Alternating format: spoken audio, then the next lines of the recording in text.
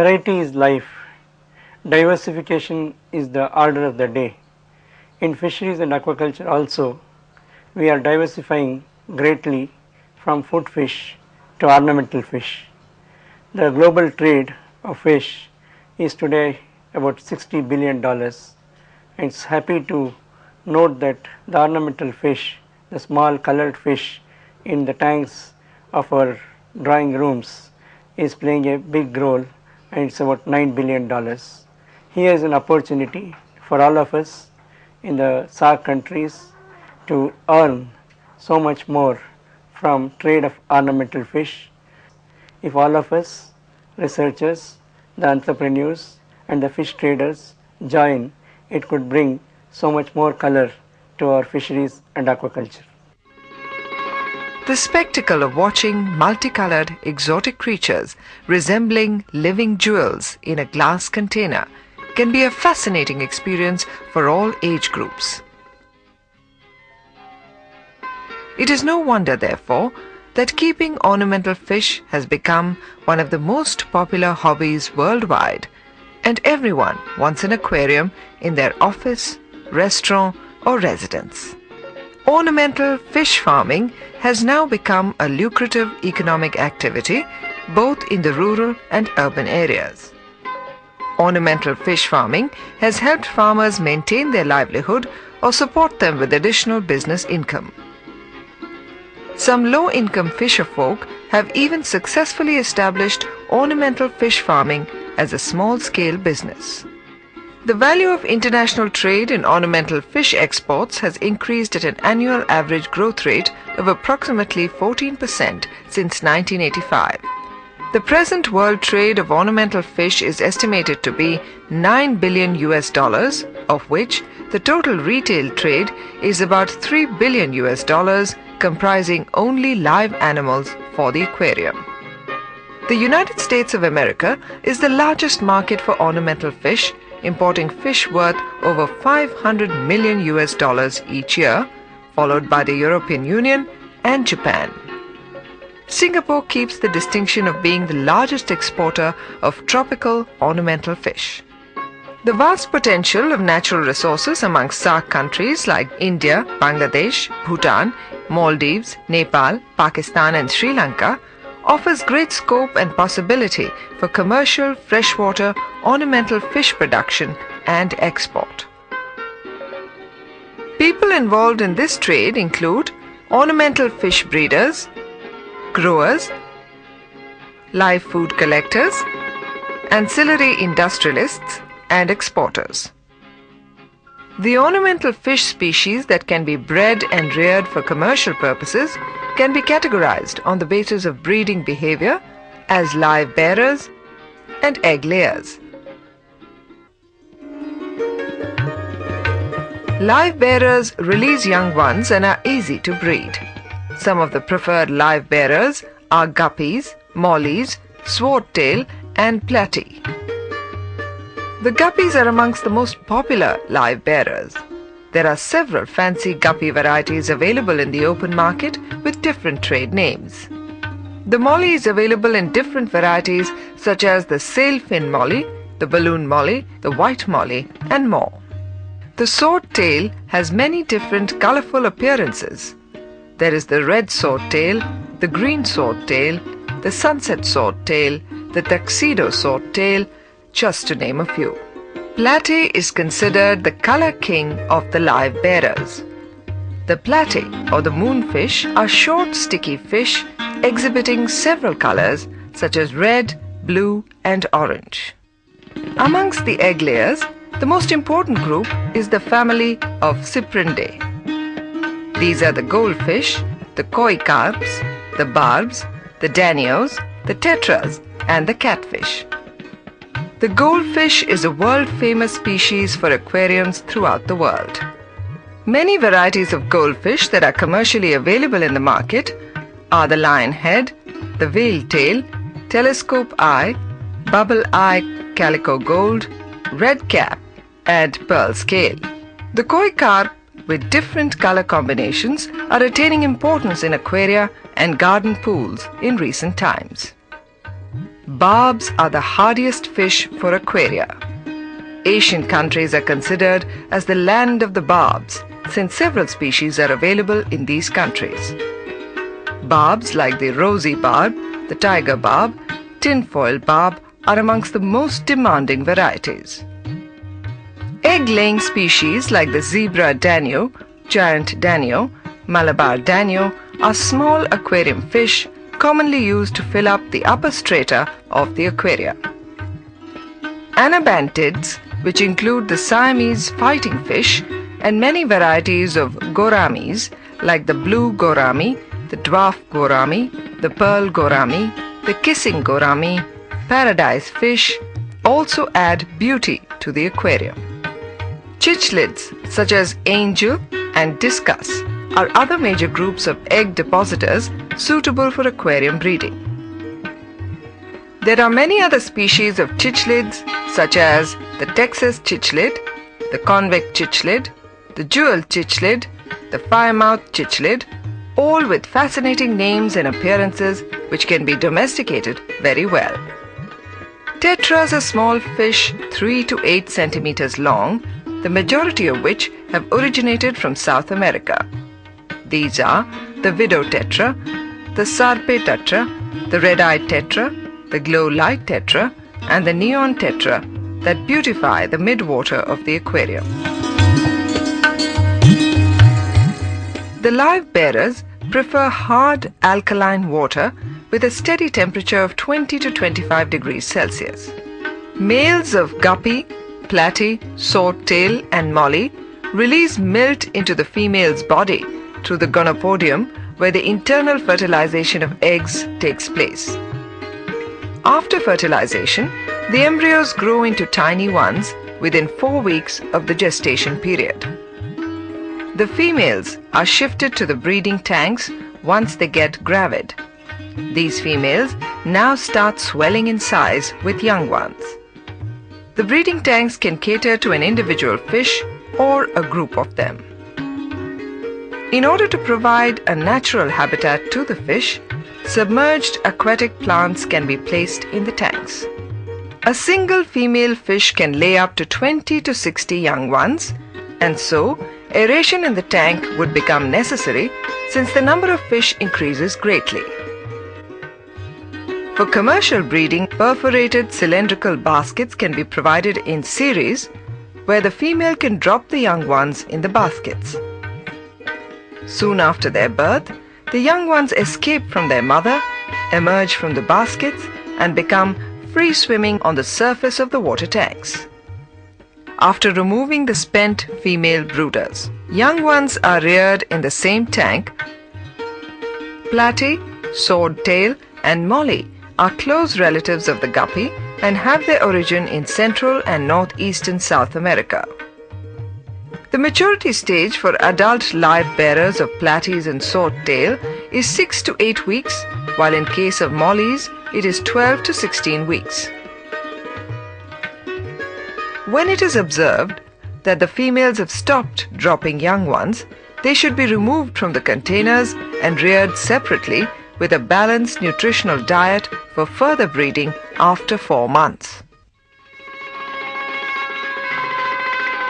Goldfish and barbs both can tolerate a wide range of water quality.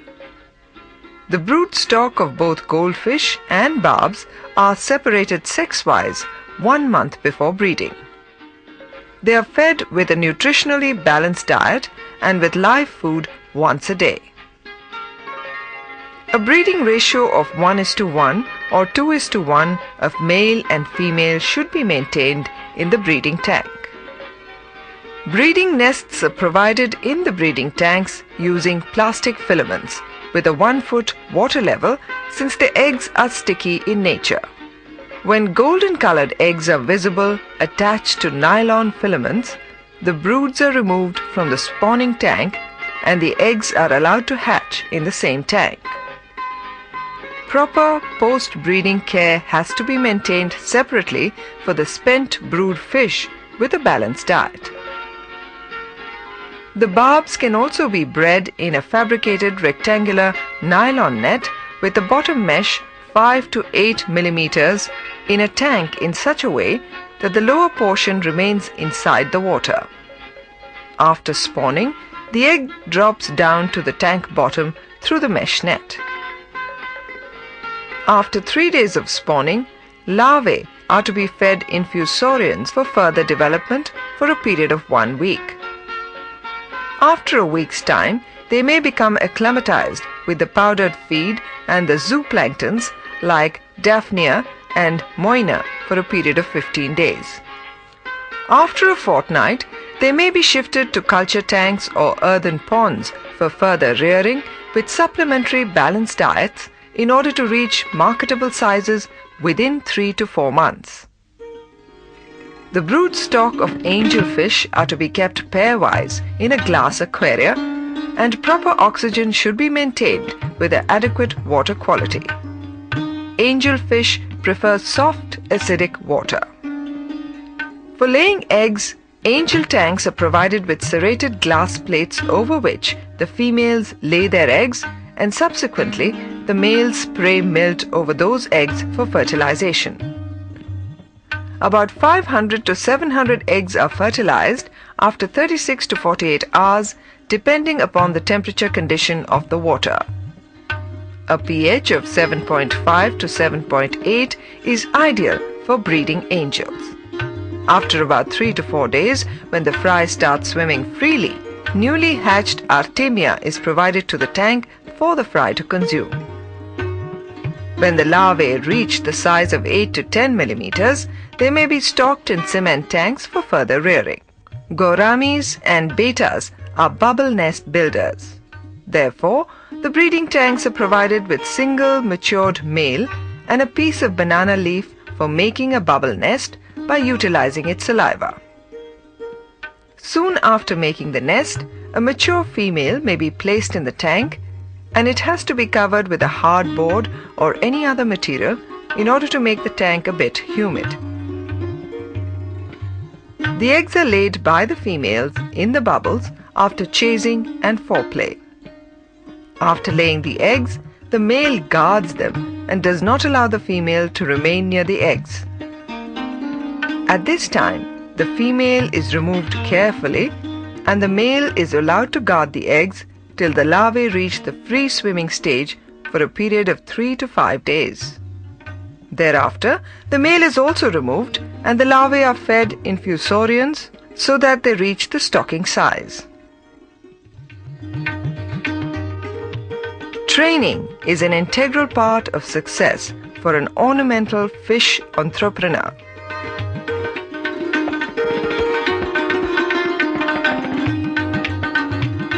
For setting up an ornamental fish farm, the minimum land required for a small-scale farm is 500 to 1,000 square feet, whereas for a large-scale farm it should be 1 acre or more.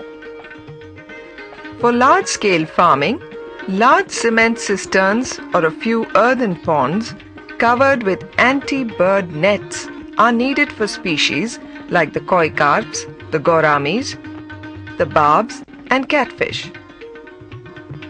For fish breeding, a number of tanks with varied shapes and sizes are required.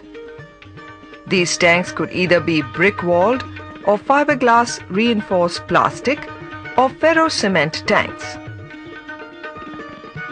Quarantine tanks, breeding tanks, rearing tanks, brood stock tanks and marketing tanks with a provision for complete drainage are all essential for an ornamental fish farm.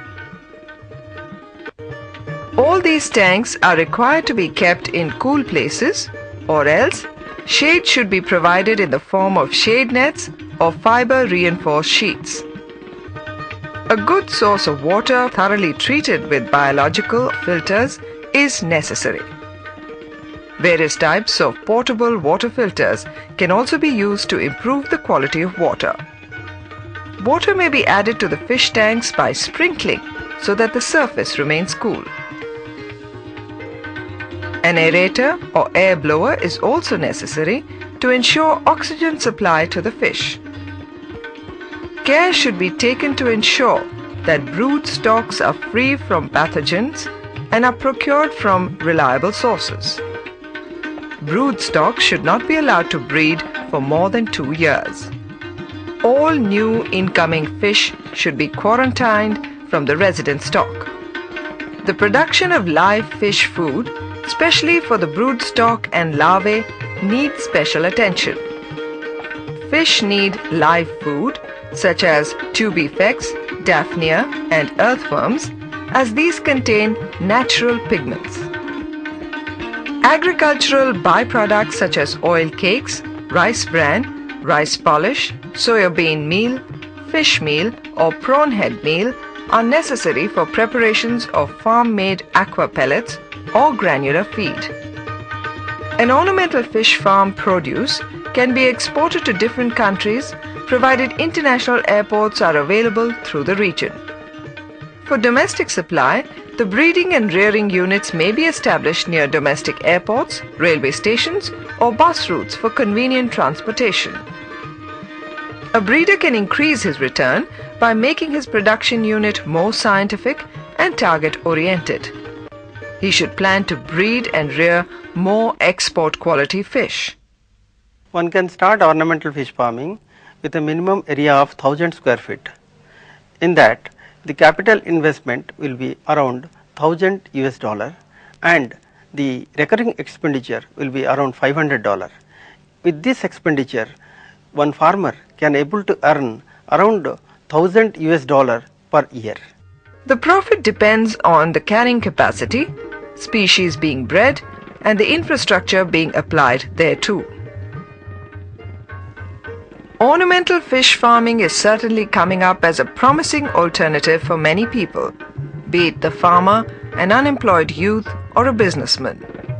It is thus a much preferred economic activity as compared to other forms of aquaculture, since it requires minimal space and a nominal initial investment. There is a huge potential and scope in the line of ornamental fish dealing, which doesn't only involve exports but also involves breeding, collection of indigenous wild species, rearing of fish, also exports, which is the final culmination of this trade. Up to 25% the Indian people are liking to keep aquariums in their houses, and it has become a hobby. After about several years, we started importing from other countries, and we have the different strains from the different countries. So what we do, we just try to put in a farm and we breed the fishes. So today's we have about 300 varieties of fishes. इधर चासी लोग breeding करते हैं, चासी लोग breeding करके वो साप्ताह लोग हमको देता है, हम पैकिंग करके बाहर बेचते हैं. ये बिजनेस बहुत अच्छा है. Unless the breeder breeds the fish, you cannot export. Then, if it is a small breeder, the grower will take from him, grow them to the necessary size, and from the grower, it will be disposed to the exporter. Now, there is a vast potential for all the SAARC countries. Ornamental fish breeding and its trade economics are favorable, not just for large-scale breeders, but also for village backyard level breeders. আমি এই business করছি বিগত 15 থেকে 20 বছর। আমার প্রথমে দুটো চৌবাচ্চা ছিল আর গোটা 20-25 গামলি ছিল, এই নিয়ে আমি স্টার্ট করি। এখন 120 খানা চৌবাচ্চা বানিয়েছি। আমরা ব্রিডিং মাছও কিছু করি এবং লোকাল আমরা খাল বিলের মাছ কিছু কালেকশন করে আমরা বিভিন্ন জায়গায় সাপ্লাই করি এবং কিছু কলকাতা থেকে লোক এসে আমাদের কাছ থেকে মাছ নিয়ে যায়। এই করেই আমাদের জীবিকা অর্জন হয় এবং আমরা মাছ গেলে 12 থেকে 15 হাজার টাকা ইনকাম করতে পারি এই বিজনেস থেকে। প্রত্যেক রবিবার আমরা যাই, হাটে যাই, আর এই মাছ থেকে আমাদের মাসে 1.5-2 হাজার টাকা ইনকাম হয়। দেখাশোনা মাছের এই ঘরের কাজকর্ম করি আর মাছ দেখাশোনা করি। It is now certain that the trade of ornamental fish has the potential to contribute to the sustainable development of the aquatic resources in the world, and in particular for the SAARC region countries.